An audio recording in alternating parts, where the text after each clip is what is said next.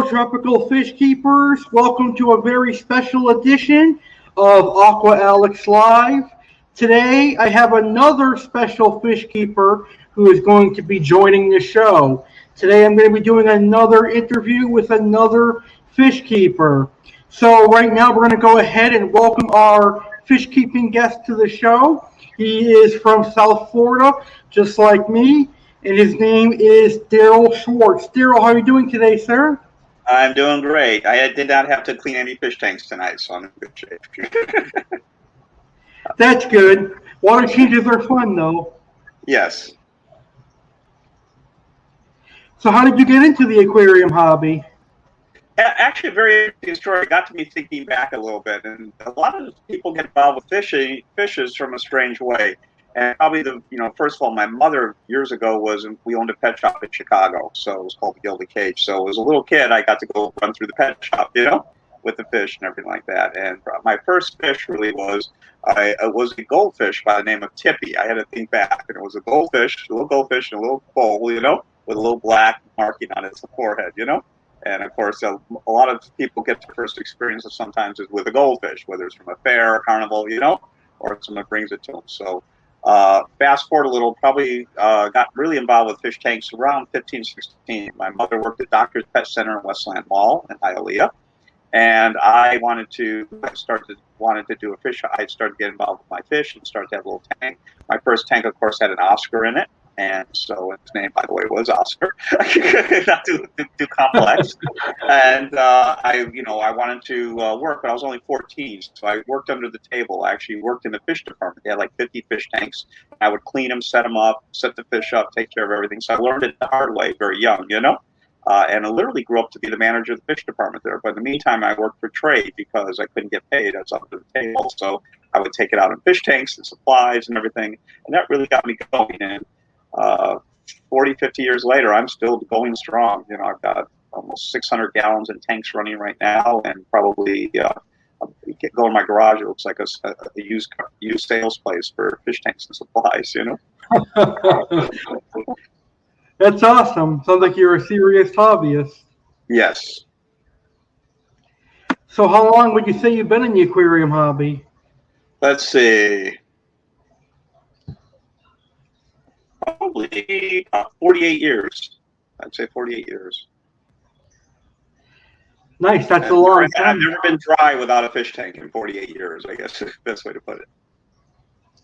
That's awesome. So you've seen a lot of changes occur over the years. Yes, I started with a metal frame fish tank. If anyone knows what that is, I'm sure, Alex, you know from history. It's now a collector's item. It's the old metal frame with the slate bottom, I started with metal frame fish tanks. Yeah, the fish tanks must have been bigger back in the day than they are now. Bigger and heavier because they used tar. They put the glass together. They sealed it with tar and they metal framed it, and they had a slate bottom. And I guess the problem with the slate bottoms were they slowly deteriorate over the years. They powder. But the metal frame fish tanks. Nice. So if any of our live viewers have any questions for Darrell or I, please feel free to ask them in the comments section, and we will answer them for you. So what is your favorite thing about the aquarium hobby, Darrell? I think the favorite thing is probably one of the most relaxing things you could do in life. I can come in my room where my fish tanks are and just fall asleep. Even the white noise or the sound and the bubbling and even the filters, making little echoing sounds and stuff sometimes. But every time I come home, it puts a smile on my face. I can come in, I see the fish, and it's also been good because my wife told me to mention this is because it's very important if you have a spouse or a partner or a boyfriend or girlfriend or somebody else later in life, get them involved with the hobby too, so they can enjoy it. So I go to work in the morning, early in the morning like today, and she made sure around 10 o'clock in the morning she turned the lights on, and she knows how to adjust some of them because they're blue lights and white lights, and she checks them and she inventories the fish and checks all the filters for me, lets me know that everything looks good, we're good to go for the day, But it's a fascinating hobby. I have fish that are 8, 9, 10 years old that I've had, and so they really become your own children. They're, their personalities, and it just becomes part of my life. And I know you went through an incident not too long ago, and it's also devastating when you lose something, because you care so much about them, you know? That's very true. We'll talk about that a little later on in the video Yes. if you want. Yeah, I'd be glad to, because I'm going to give you some ideas and thoughts, which I've learned through trial and tribulations and everything else in life, you know? And I think I found a successful way of doing it. And we'll talk about that later because it's not a teaser, but the fish industry won't want to hear what I'm going to share with you probably today because they won't make money on it, you know? But it works. So share some good secrets that won't really cost you any money, but to the frowning of the industry that want you to buy things. Awesome. So what kind of fish have you kept over the years?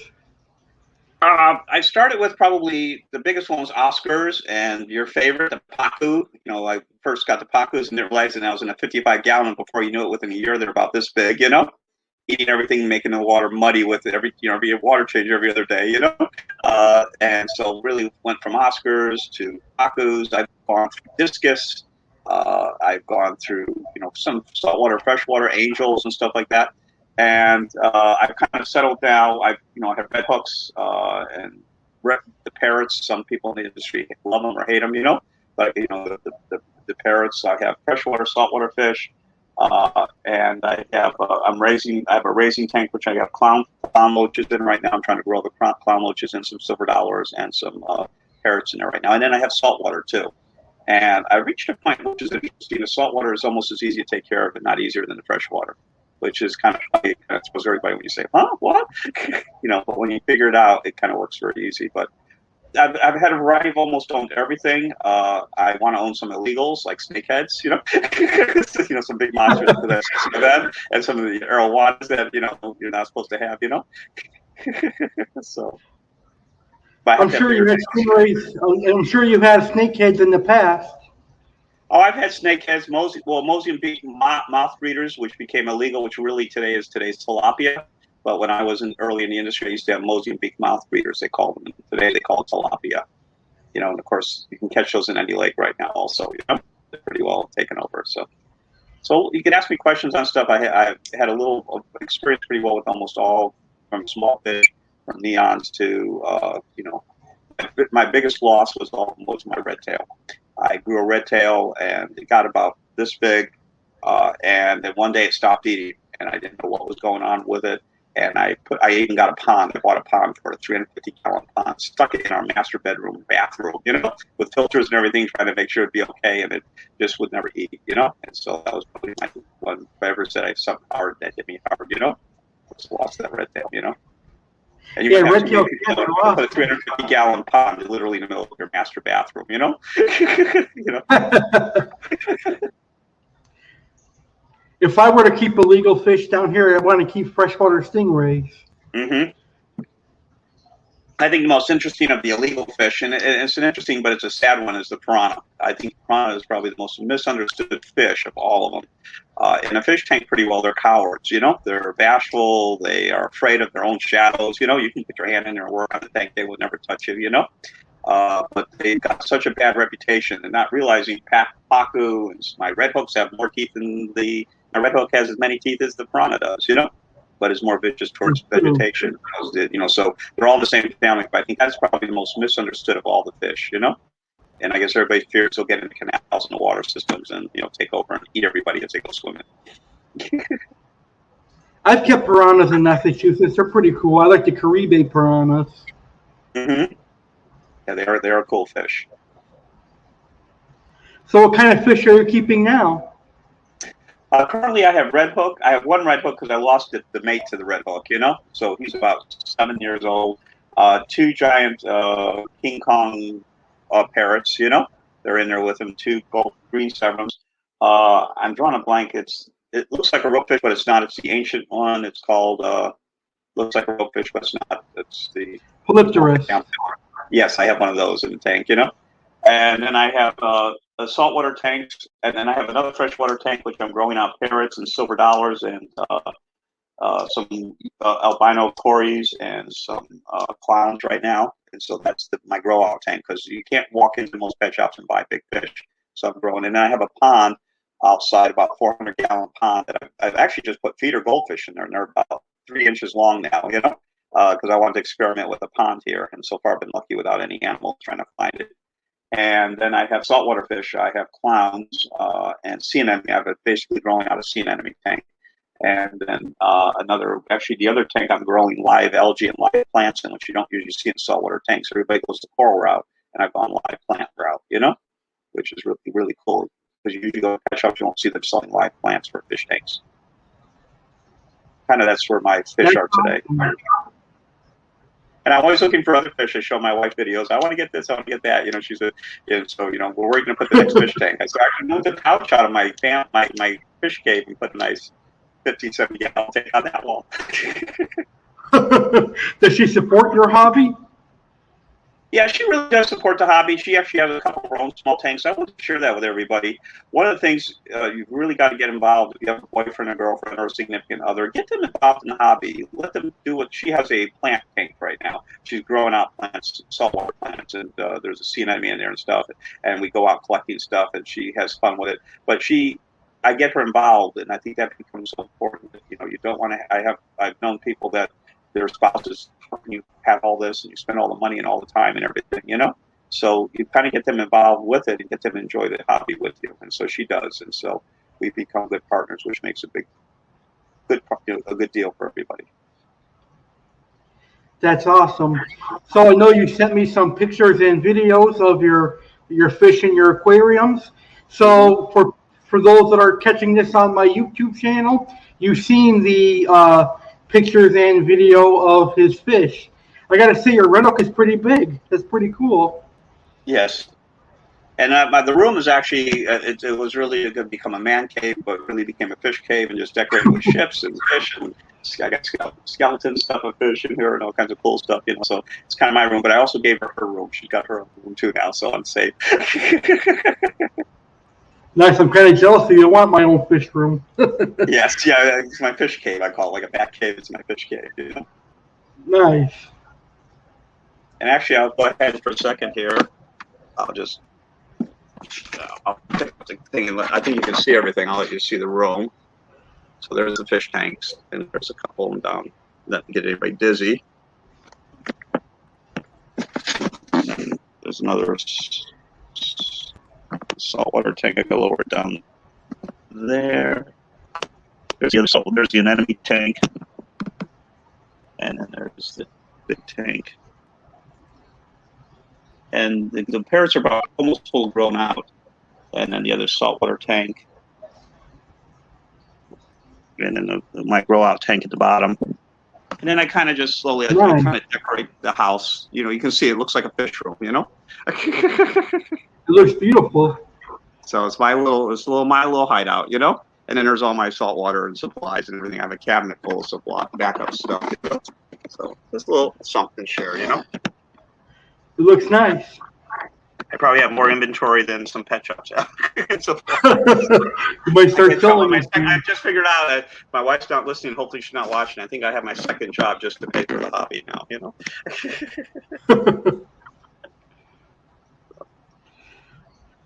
So what are your thoughts on monster fish in the hobby, like red-tailed cats, pacus, and tiger shovelnose?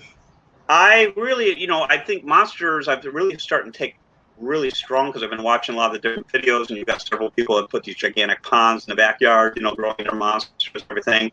I think the monsters is an amazing hobby. I think the one thing you got to do with that is you got to have the respect. If you're going to raise monsters, know what you're raising, what you're bringing in. I think that becomes the biggest one.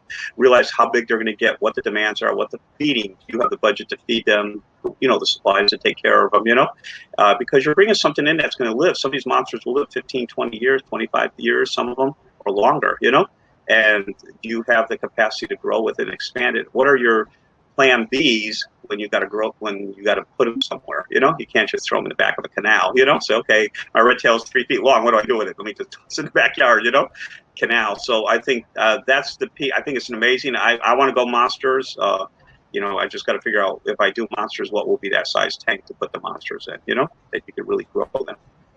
Because you can't just throw a bunch of baby red tails in there and grow them out, You've got to have a plan of what they're going to do because they grow pretty fast. That's true. I definitely agree with you. I think people should do research before they buy that red tail they see at the fish store or that pacu or whatever it is. Mm-hmm. Yeah, because you want to enjoy the hobby, and the worst thing is you get a fish that's going to grow too big. It's going to destroy your tank, destroy whatever you have in it, constantly make it muddy, make it a lot of work, and at the end you either are going to do something to it or it's going to die on you, and you're going to be very unhappy. So understand the fish that you're buying, the temperament, how big will they get, what can you put in with them, and plan that out. You can start with a smaller tanks, but no, you might need a 300-gallon tank or a pond type tank, later on to put them in. What is that plan for that grow out? Because they're going to be like children. They become your, my red tail, I could put my hand in there and pet it, and it would eat out of my hand every night, So it was an amazing feeling every day when I had that red tail, So yeah, red tails are awesome. Yeah, I think it's an amazing. I think the monsters are very amazing. It just is making sure you've got everything. You're really geared up to handle those fish, and grow them out properly. Very true. So if you were to get some monsters, what kind would you get? I like the red tail, of course. I think there's a crossbreed between the shovel-nosed red tail. I think it's and I think that one's really cool. There's a couple of different shovel noses, the zebra type, the striped zebra, big shovel noses with big, big whiskers, and the fins, and then pacus possibly pacus, large, or silver dollars. I think those would be the ones. Maybe an arowana. Everything that's going to be big enough that nobody else can eat each other. Nice. I love arowanas too. They're one of my favorites. Mm-hmm. Yeah, they're really cool fish too. So I think that would be mine. And what about yourself? Any thoughts on that? What are you? Because I know you've been trying to grow some monsters. Yeah, right now I currently have a red tail that's about a foot, a tiger shovel nose that's about a foot, Mm-hmm. and a marble acara, which is also about 10 inches or so. But I really want to get an arowana, and I'm thinking about getting one for my birthday. Mm-hmm. Very good. My birthday's this weekend, so I'm thinking maybe go down into Palm Beach County with the pet shops. Honey. Happy early birthday. Early birthday, right? Mine's next month, actually. Mm-hmm. So hey, we'll see. Maybe I'll get lucky. And hopefully I'll get a bigger tank by my birthday, too. Yeah, well, there's some, you got to, the tanks, I think my transition too is if you go to a big tank, how are you going to set it up? Are you going to put it where it's drilled at the bottom and, and have the outside filter system, or are you going to do it with, are you going to do it with, canister type filters? Really think through what does that setup going to look like, with the big tanks especially. Yeah, I like the canister filters. They always work well for me. I've grown up with all my canister filters, and I have outside back, Aqua filters and some of the other big filters, because I'm able to just pop a cartridge in, pop a cartridge out. On Thursday or Fridays, I come through and I pull the sleeve out, looks dirty, I throw it away, throw another sleeve in real quick. So some of it's really good convenience too, that you can, do maintenance. So I usually have the canister filters and the outside filters on the backs. Nice. So which side of the hobby do you like more, freshwater or saltwater? I'm still freshwater. I think freshwater is my number one hobby. I think saltwater is great. Different kind of hobby for saltwater. I'm not the coral person. I love coral, but I'm not going to get into building a coral reef. I saw one lady the other day looking at a pinhead-sized piece of coral for $50. She was like, "I'm going to grow you." I'm like, I don't see saying $50 on a little something, But again, I think my passion still is freshwater for the most part, but I enjoy the saltwater too. But freshwater is the big one. Yeah, I definitely agree with you. When I had saltwater, I kept missing the freshwater monsters. I think the freshwater fish, especially the monsters, they have more personality than the saltwater ones. Mm-hmm. Yes, and it's a different. The monsters in saltwater require so much more tank. You need bigger tanks and the systems and maintaining it. And the water changes are different on saltwater. You can't. It's just freshwater. You can do certain things to do it, but water change. Saltwater, you can't have saltwater. You can't still do a 50-gallon water change in saltwater. Where are you getting those saltwater? Where's the ocean water coming from? Yeah. You can't just mix it in a container and dump it in. It doesn't work that way. Because of all the bacteria that you need in the water. It gets expensive after a while. Yeah, trust me. I've got 7 5-gallon containers of ocean water. Ready to Nice. go at any. But you have to have it if you're going to maintain saltwater tanks properly. Nice. So I know you've been here in South Florida for a while. This is my second year living in South Florida.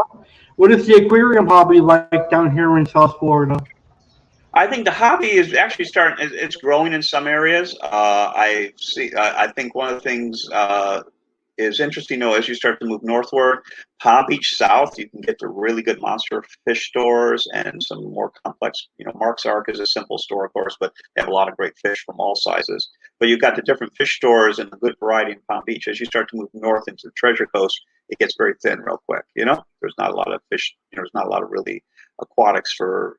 You have to really look around for that. So really, Palm Beach, Broward, and in Miami. They have some great fish shops there. I just haven't ventured down there the last few years, but Nice. the hobby's grown in some areas. I think what's hurting the hobby is the Petcos, the PetSmarts. Everything has become so franchised or company owned. They don't hire, they don't have good employees in the stores to manage the fish department. So the fish are having issues in quality. They're selling things they don't know to the hobbyists. They're trying to enter the hobby, and they're destroying those hobbyists' dreams or to grow into the hobby because of the bad advice and a quick sale that they're just trying to take a transaction. Someone running up the register, catching a fish, yeah, that's great, throw it in a bag, bring it up. I think the local pet shops, the local fish stores where you can get advice and encourage you and do things, look at things and help you. That's what made me grow in the industry. I think the Petcos and PetSmarts of the world are destroying the industry little by little. I think that's my only scare, That's definitely very true, and I always tell people to support your local pet shops like Mark's Ark, and there's a couple stores down in Boca Raton that are pretty good. Malone's Monsters, Aquatic Rarities, and Predatory Fins. And you're going to pay a little more on the fish. We're going to get a healthy fish, and you've got a relationship going on with the store. You get the problem with it, and I've actually ripped apart the local Petco here. They got to the point the manager never even bothers following up with me as the district manager anymore, because I said, I've gone in your store, this is what's wrong, this is what you're doing, this is what, they finally gave up on me. I don't give me a response anymore,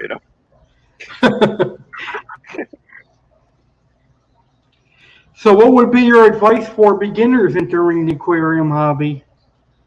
I think a couple things for beginners. If a beginner's going into the hobby, I think one of the things is keep it simple when you go to set up a tank, and keep it simple in how you populate the tank. Don't overpopulate the tank, because most fish are going to grow.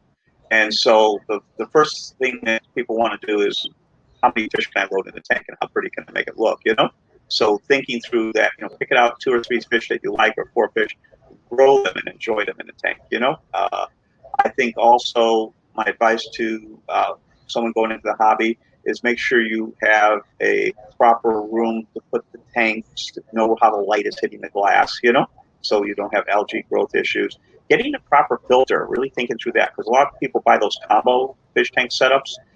They enter the hobby and it's not the right filter, and those filters are really cheap. The idea is just to sell cartridges, for those filters, and the tanks end up not doing well with those filters. So I think that's another piece there. So, but I think if they take, if they do, if they can talk to somebody really good at a local pet shop, and get a proper setup with filters and advice on how to age the tank and season it and with the water, and and then they'll do real well, and I think they'll enjoy the hobby. It's a lifetime hobby, and so I hope other, more people, continue to do it, I agree with you. I entered as a young kid myself, and I agree that it's a lifelong hobby and it's a good one. Yeah, it's very rewarding. So now we're going to talk about the tragedy that took place last Thursday for me. I didn't know that Palm Beach County had added chemicals to the tap water, I guess, to fight the lead or whatever's in the water. And I did a big water change, and I used tap water with Tetra water conditioner. I thought that was going to work, but it did not. I lost almost all my fish except for my red-tailed cat, tiger shovelnose, marble acara, and a few chocolate cichlids. It surprised me very much because catfish are supposed to be very sensitive to difference in water parameters. You'd think so, but they don't. They're one of the first ones that'll flake out. And actually, well, that happened to me also a few years ago in Lake Worth. I used to live in Lake Worth, not too far from you, Elizabeth Smith Farm. That's where I live now. And they did a water change. I don't know what they added chemicals, or they flushed the pipes out, with chlorine. And I had angels that were massive angels, and I had discus, and I had parrots and everything. And I have a 55 hex and a couple other big tanks. I did a major water change. I went to work. My wife called me screaming. She says, "Honey, the fish have turned white. They're flaking apart and dying." And I'm like, "What?" And so, on that. So I have some thoughts to help on that to prevent that in the future. By the way, I can share that whenever you'd like. Awesome. I'd love to hear them whenever you're ready.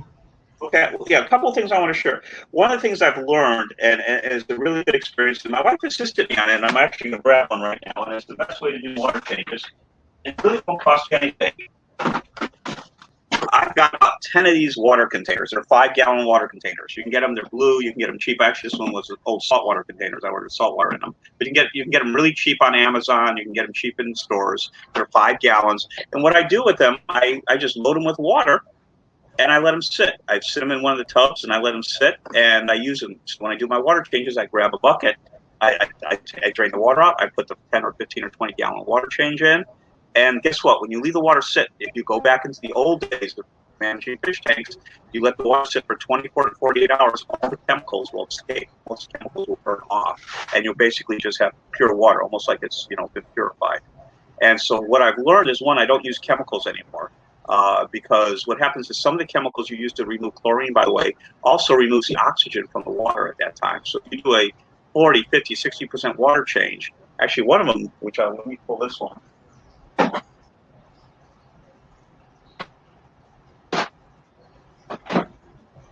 My most trusted one of them all, you'll recognize this, you'll see the size container, you do over 1,000-gallon stress coat. Actually, when you put this in the water to dechlorinate it and put the aloe and all that, it removes all the oxygen from the water. So you suddenly do a big water change, dump this thing, guess what that water doesn't have in it? Oxygen. No oxygen for the fish to breathe. You're now choking the fish. So, but the easiest way to do this, I know it's a pain for some people, but if you can find a spot that you can store 5, 6, 7 containers, and every 24 to 48 hours, you have a fresh batch of water you can use. So you don't need to do a 40, 50% water change. I do a 10, 15-gallon water changes on weekends, on my big tanks. I grab the water, drain the water out, I put the water back in, and I've never lost a fish since then. And the water's aged. It doesn't throw the bacteria off, doesn't throw any of the chemical balances off in the tank, with any other chemicals being added to the tank. And it doesn't cost anything. It's free. And I take the old water and I water my plants if you have a house or something. Take the water out. I water the garden with the yard, or the fish tanks. But I think that is one of the biggest tips I can give everybody. The water is pretty well free. It dechlorinates itself and balance out. That water will balance out on its own. All you got to do is age it 24 to 48 hours.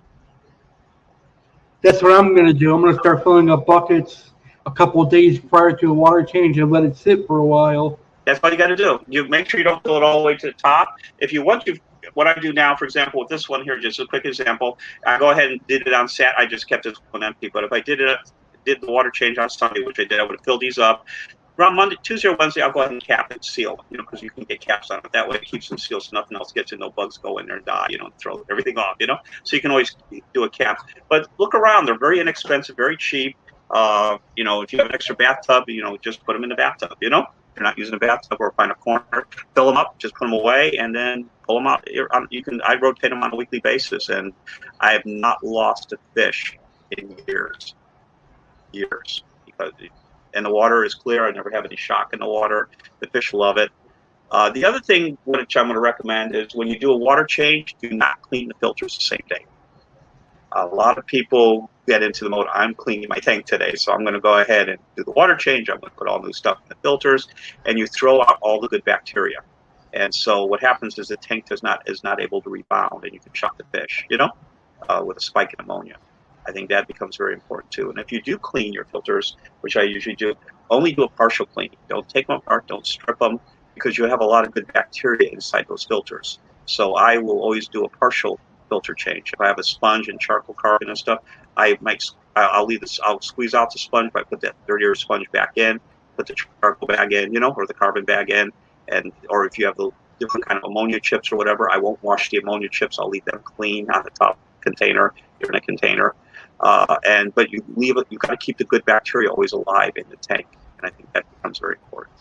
So some tips that you guys can use, and the tanks always stay crystal clear. The fish are always happy. They're healthy. And by the way, I do see people comment, if you really look at my fish tanks, I got algae growing on the tanks. They look ugly at times, but tanks were never meant to be perfectly crystal clear at all times, because I see people arguing with that, Tanks will not always look pretty. Yeah, they won't look pretty. I've got green and brown algae growing on some of my fish tanks right now, hairy algae on some of the stuff, but it's also healthy. It's filters, it's nutrients for the tank. They're never. You go into a lake, you go into the ocean, it's what it looks like. You're going to have that in there. So you're not going to have a crystal clean, spotless tank with nothing. It's going to look perfect to the eye, but the fish aren't going to be happy either. So. I'm actually glad you brought that up, because like a month ago, I was showing off some of my fish. And I had a lot of people telling me the water looked murky, the fish are unhealthy, and I think you saw it. Yeah. And there are times when my saltwater tank will turn murky, and it takes a week or so, and the murky clears back up, but it's not a sudden panic. I did a 10% water change. I checked the filters, or 20% water change, and I let it naturally filter itself. Or it cleared itself up naturally over a 2-week period. But I didn't suddenly try to figure it out. The other thing I want to share with you, which is something I got shocked about a year ago, which is something that did throw me. When you do water changes, only do about 15-20% at a time. Sometimes when you do a 50-60% water change, you've now introduced ick into your tank, because you've done a sudden shock change in temperature to your tank. Especially in South Florida right now, with the water temperatures depending on your house temperature and the water temperature. I didn't realize the water sitting in the containers were 4 or 5 degrees colder than the water in the tanks because of the lights. The lights heat up the tank, and the tanks retain heat in the tanks, Overnight, they slowly dissipate. So you suddenly do a 30-40% water change, you could shock your fish and have ick. And I did have ick hit one of my tanks really bad. I'm like, where did it come from? I didn't introduce any fish, And I'm like, oh my God, I had one of those cloudy tanks. I did a 40-50% water change that one day, And the water temperature, you don't think of it when you do a water change. When you buy a fish, you spend the hour or two, or you do a drip method, whatever, acclimating them to the water temperature and everything. But when you do a water change, nobody thinks, what is the difference in temperatures? And you suddenly drop the temperature. You do it, you drop the temperature with the water going in 5 degrees colder than the temperature in the current tank. So just another thought piece, that might help people to think through on that. So that's a big one. That shocked me. That hit the saltwater tank of all of them, and I had to do a proper treatment, and that was, to try to kill the egg. But I was like, where did the egg come from? It was the water temperature. You would think, how many people here ever do a water change? You check the temperature, the water going in, the water in the tank. Not too many. That's true. Yeah, and we're so cautious on everything else. And here, let's shock you with a 5-degree water change, temperature change, So just something for thoughts there. The other thing I will share with you, which I think is very interesting, I have never used a chemical test kit in 30 years. I don't test my water. I don't test parameters. People go crazy on testing parameters. I know someone will probably make a comment that, you're not doing what you're supposed to be doing, You know what? I look at my fish. They're healthy. Their eyes are clear and bright. They're eating. They're happy, The water looks good. There's no smell to the water. I smell the water, And I do my filter cleaning. I do my water changes and stuff. And you treat them like you treat your dog or your cat or anybody else. If something doesn't look right, then you go ahead and check it. But I have never had issues with parameters, to worry about, and I've seen so many people post, which I'm sure you have, Alex. Oh, my fish died, but my parameters are all perfect. I don't know what's wrong, So the test kits are good, but you can get too hung up on the test kits also. You got to be careful with that. And I have not used a test kit, like I said, in 30 years, on fresh or saltwater. The only thing I use in saltwater, the old-fashioned hydrometer, and that's how I check the gravity levels at fresh water needed, or just with the salt. I do the water change. I clean the filters. And by the way, none of my tanks have been broken down or cleaned in between 5 and 7 years. They've all been up and running, never cleaned. And I just do some simple things of taking care of things. So you know, we can overdo things too, you know, and screw things up. I never vacuum my big 75 or 55 gallon fish tank. Never vacuum the gravel. When I do that, the tank does have to come down. You know, but it's got a lot of good beneficial bacteria that's already built up over the years in that bottom of that the gravel there that really eats and cleans and keeps the tank filtered properly too. So I don't know if those things help, Alex. You know, some tips. Those are really good tips. I think are beneficial for this interview. Mm-hmm. You know, if I posted those on some of the fish sites, I'd be getting ripped apart. You know, what do you mean you don't vacuum the gravel? Oh yeah. No, I haven't touched the tank in 7 years, and you see that red hook swimming around nice and happy, right? I get ripped apart all the time. That's the only thing I hate is what I call the fish police. Everybody becomes a commentator, and I guarantee you, if you go into their houses, they don't have anything. You know, when they have a small little fish tank or something, you know, they're commenting. But you know, I could post and brag, and I did it once or twice. And I have a red hook and two. I would be told my 55 is overstocked, and I only have 5 fish in there. You know.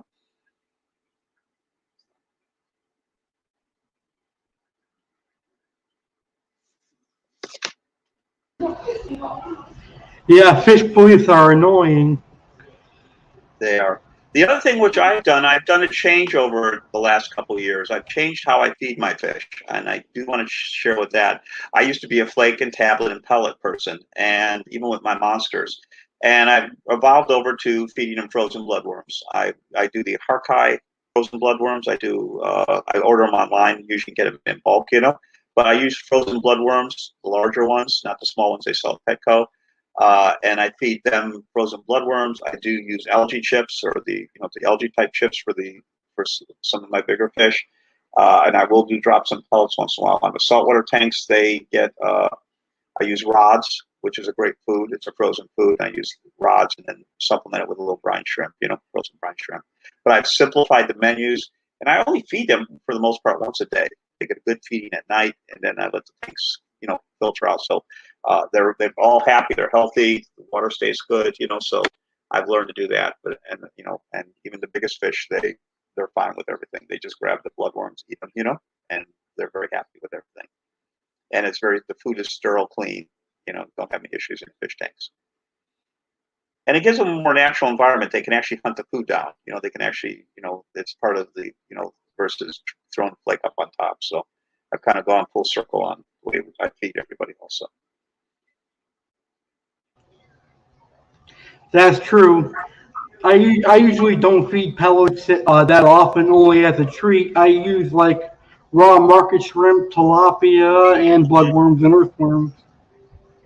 I use krill too. I do the big Tetra has a big can of krill, the jumbo krill, you know. So I'll go ahead and throw that in also for them as a treat, you know.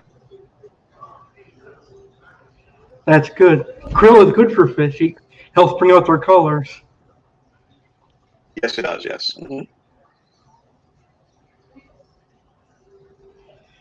What would you say is your favorite fish? My favorite fish right now is, I would really have to say, is the red hook. My red hooks are the favorite. You know, I'm trying to get a few more larger red hooks, but I think they're an amazing fish. You know, and they look at you, they roll their eyes at you. You know, they actually, you can see when they talk and they shake their back fin at you. You know, I think they're really cool, and if you can get a big enough tank at school, and they would be amazing. You know, have a school of red hooks, I think would be an amazing tank. I love red hooks too. They're one of my favorite fish as well. Mm-hmm. So, and then I think they're the big, and then the other one I think is the evolution of the parrotfish. I know a lot of people don't like them because they were crossbred between the devil and the severum, you know. And but they've really improved on the breed, and they're coming out with different colors now. I guess they have the yellow ones and the gold ones, you know. So I want to probably, you know, get a few more. But a lot of people don't realize parrotfish can be pretty mean, you know, because they've got the convict blood in them, you know, and so they're probably the toughest, bulliest fish I have in the tank right now are the parrots, which you wouldn't think they are, you know. That's true. I think my favorite fish right now is my red tail and my tiger shovelnose. There you go. Those are amazing, yeah. I would get another red tail, but the problem is I sunk a gigantic ship in the middle of the big tank. You know, there's no room for the red tail now. The ship would have to come out, and the tank would have to be cleaned. so, so, and I think I sent you a picture with one of the big parrots, and they're peeking out of the holes of the ship. You know, the back of the ship was broken open. You know. Nice. Do you have anything else you want to talk about? I think the biggest part is I think with the hobby for everybody is for people to like yourself even you find something you really like and enjoy that part of it and really enjoy those fish. I tell everybody, and I'm going to share it with you because I was trying to think of it. I look at the fish just like I look like any other pet that I would have. If you have a dog or a cat or you have a parrot or something, and I treat them as part of my family. And I look at them. I know what they look like. I know if they're looking healthy. And if you do that, you kind of know if the water's off a little. For example, I'll use an example. I look at my grow out tank, and if all my parrots are sitting in the plants or laying in the back or hiding in the rocks and stuff, guess what? It's time for a water change because they're being a little lazy. If you look at them, they look fine, but just knowing how they react and how they look at when you walk in the room, you know? So getting to understand your fish goes a long way. And I'll look at them, and you know, right now they're all out excited, looking, wanting to eat right now. They're vibrant, but all of a sudden tomorrow I come home and they're all kind of sitting in the back, and they're all look okay, but they're kind of signaling there might be a little trigger in the water. You know, time for the water change. So it's getting to know your fish in a hobby. And the other thing is, which I've learned also, is learn what the best filters are for your tanks. I've I've gone ahead and I use a lot of Templax. Templax puts out the 300, 400, 500, 600 Cascade filters. They go inside the tank. They are amazing. They're also power heads, by the way. A lot of people don't realize. So you're basically putting a power head in your fish tank, and you're doing a filter at the same time. I've got an used one here. I'll pull out my back one. That one right here. This is kind of what they look like. Let me see if I can. This is the 600, and you have a chamber in there for carbon, and you have a sponge that goes in there, and you have and it's basically a power head. This top part's really purely a power head. So you're giving a power head circulation to the tank, at the same time putting a very powerful filter in there. And one of the things which a lot of people don't realize, when you first put the canisters in there, the carbon that's in the black canister, you can pop it open with a little knife, and you can actually just change out the carbon. You don't have to buy it. All you do is buy the first container. You never have to replace the containers. Sponge will last over a good year and a half of just squeezing it and washing it out. So almost minimal maintenance, great circulation. I'm not trying to sell the product, but just simple things we don't think of, you know, that could go a long way in a tank. In my big tank with my little monsters, I have 2 of these in there, you know, and I have an outside filter, you know, not even and it maintains it perfect because it gives that circulation, almost a wave circulation in there from the one side of the tank. So those are kind of tips I can give everybody, you know, kind of a filter that a lot, everyone looks at other stuff, but this is a simple $25, $30 filter. You know, and it's an amazing filter. You only have to clean it once every 2-3 months. You don't even, because the power head runs on its own for the most part, pulling everything up through the filter system. So I would recommend checking those out. I have those almost in every one of my tanks. And it also provides, and I like it because it's really the power heads on top, which a lot of people don't look at it that way. So I don't use heaters.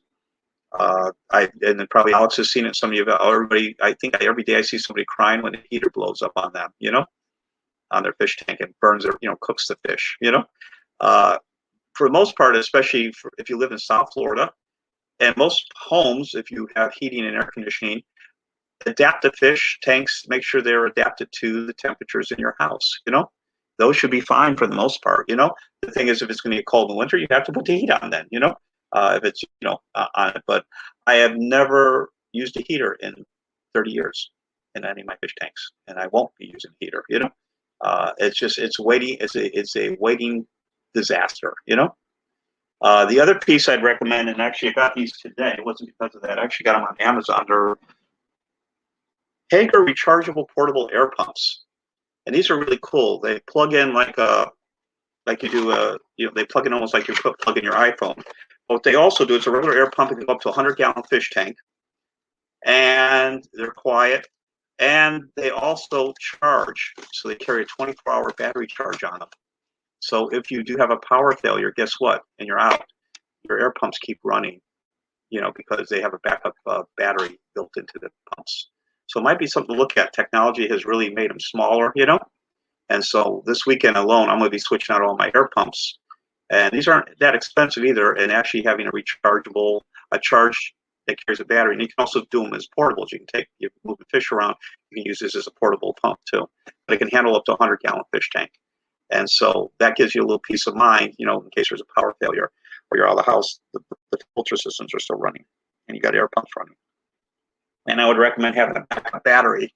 I use a battery pack that carries a 24-hour battery charge on, for all the main filters, So in case there's a power failure, that battery kicks in and runs all the filters. So kind of like you would do with your computer equipment and stuff. So biggest concern is we're in hurricane season right now. So make sure you have your backup batteries with your air pumps and stuff, things to do, because the biggest thing you don't want to lose is your fish, and you've got to keep air circulating. You can run maybe without the filter for a day or two, survive without the filter system, but you've got to have air circulating in the tanks. You've got to keep the water filtering, and you can always do water changes with that. But just in case you lose power, so make sure you do back yourself up with some. They're not that expensive, but it's tragedy when you lose your entire tank, because of a power failure. And not everybody can afford a huge generator, So those are my, I spend a little more money on those kind of things, than most hobbyists do, But it's just thinking back of how to keep the tanks running when power goes out. That's true. So do you have a YouTube channel yet? Do I what? Do you have a YouTube channel yet? No, I haven't done a YouTube channel. So I'd have to think of that, So, but I love what you're doing. I think it's great. It's encouraging people to listen, to look at things, think it. What I can do, and if you want me on again in the future, is I am happy to simplify things like I did tonight for everybody.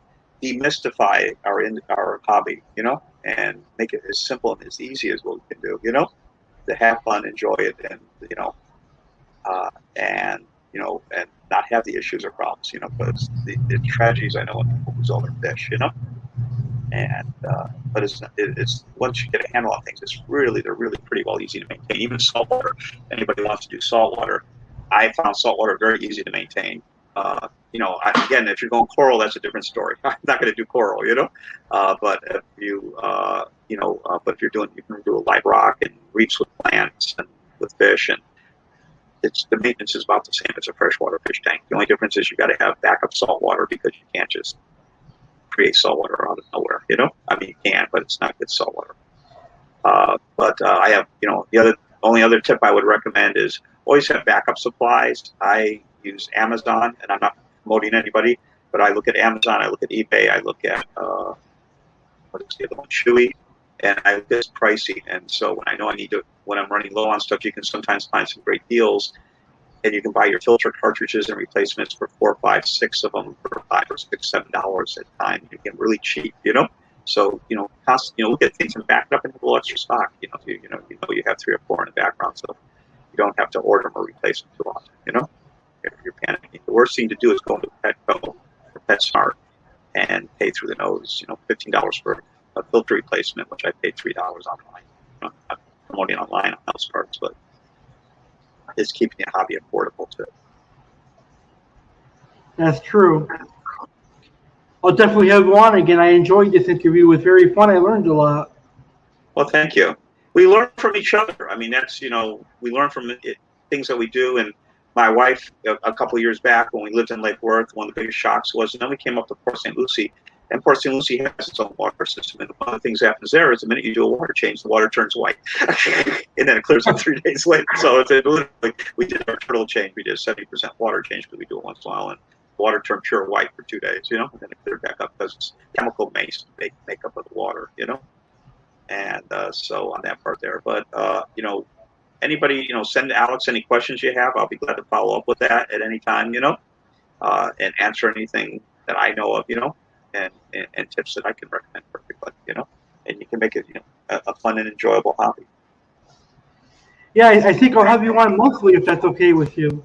That'd be great, yeah. I mean, we can feature different things. I can do something on freshwater. I can do something even, on certain types of fish and stuff like that, and talk about things or answer questions, and I also have a pet shop industry. I grew up in my younger days in the pet shop industry, a mom and pop shop. So kind of running 50 tanks at a time, and trying to keep them all clean and maintained, So, so I learned the hard way because I told everybody it wasn't just, it was usually most people do that. They never want to be in the hobby again, Work, managing fish tanks. So my goal was never to lose a fish in a pet shop, They came in, you want to keep them healthy, you want to get them good homes, and so I was, I wasn't there. There wasn't a transaction to me when I was in the industry years ago.